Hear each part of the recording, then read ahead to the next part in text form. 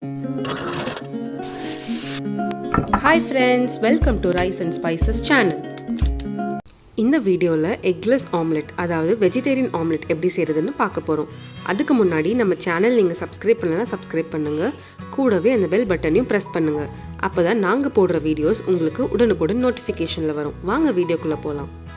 நான் இன்றைக்கி 3/4 கப் கடலை மாவு எடுத்திருக்கேன்.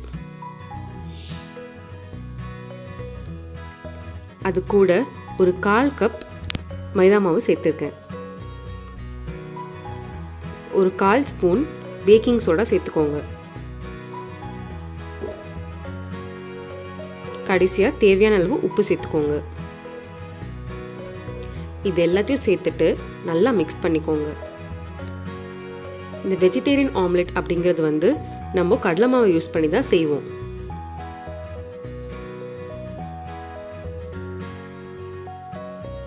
இப்போ கொஞ்சம் கொஞ்சமாக தண்ணி சேர்த்து நல்லா கலந்துக்கோங்க.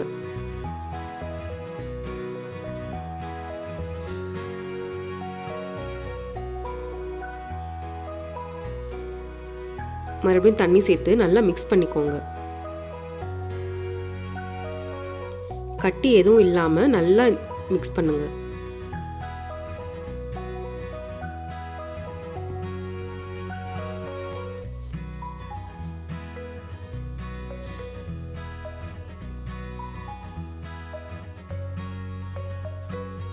எனக்கு இதுக்கு மொத்தம் 3/4 டம்ளர் தண்ணி தேவைப்பட்டது. நீங்கள் அதுக்கேற்ற மாதிரி பார்த்துக்கிட்டு மிக்ஸ் பண்ணிக்கோங்க.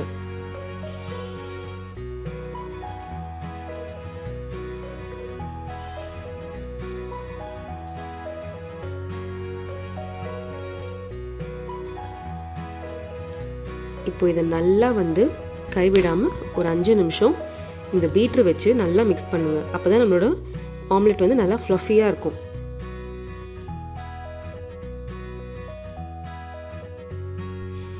இப்போ பாருங்கள், இதோட கன்சிஸ்டன்சி ரொம்ப திக்காகவும் இருக்கக்கூடாது, ரொம்ப தண்ணியாகவும் இருக்கக்கூடாது, ஓரளவுக்கு மீடியமாக இருக்கணும். இப்போ ஒரு தவாவில் தேவையான அளவுக்கு எண்ணெய் சேர்த்துக்கோங்க. சேர்த்துட்டு இந்த மாதிரி ஊற்றிக்கோங்க.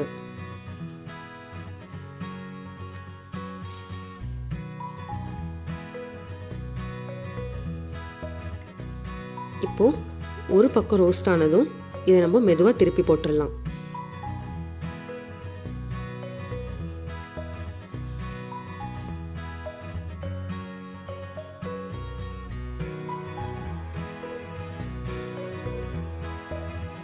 இந்த வெஜிடேரியன் ஆம்லெட் அப்படிங்கிறது நீங்கள் சாதத்துக்கு கூட சைட் டிஷ்ஷாக வச்சு கூட சாப்பிடலாம்.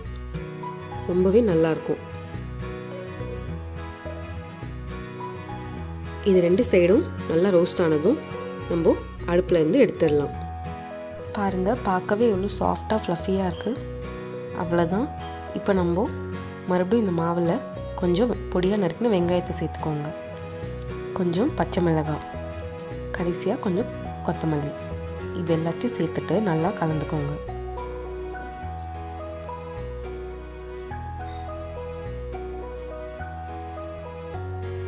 இதை நல்லா கலந்துட்டு ஒரு சூடான தோசை தவாவில் இந்த மாவை எடுத்து நம்ம ஊற்றிடலாம்.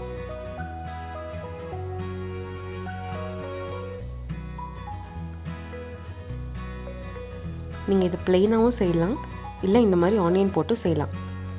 ஆனியன் போட்டு செஞ்சிங்கன்னா இன்னுமே டேஸ்ட் நல்லாயிருக்கும்.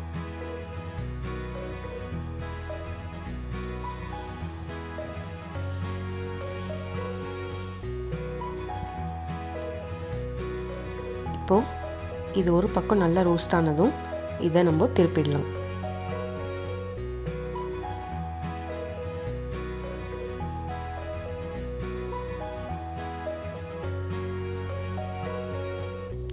நீங்கள் ஒரு வேளை மாவு ரொம்ப தண்ணி ஆயிடுச்சுன்னா இந்த இது உங்களுக்கு உடஞ்சிரும்.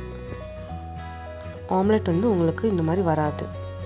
அதனால் கரெக்டான கன்சிஸ்டன்சியில் மாவை கலக்கிக்கோங்க. இப்போ 2 சைடும் ரோஸ்ட் ஆனதும் நம்ம அடுப்புலேருந்து எடுத்துடலாம். பாருங்கள், எவ்வளோ சூப்பரான வெஜிடேரியன் ஆம்லெட் ரெடி ஆகிடுச்சு. இது நீங்கள் சாதத்து கூட வச்சு சாப்பிட்டாலும் ரொம்ப சூப்பராக இருக்கும். இந்த ரெசிபியை நீங்களும் வீட்டில் ட்ரை பண்ணிவிட்டு எப்படி வந்துச்சுன்னு எனக்கு கமெண்ட் செக்ஷனில் கண்டிப்பாக சொல்லுங்கள்.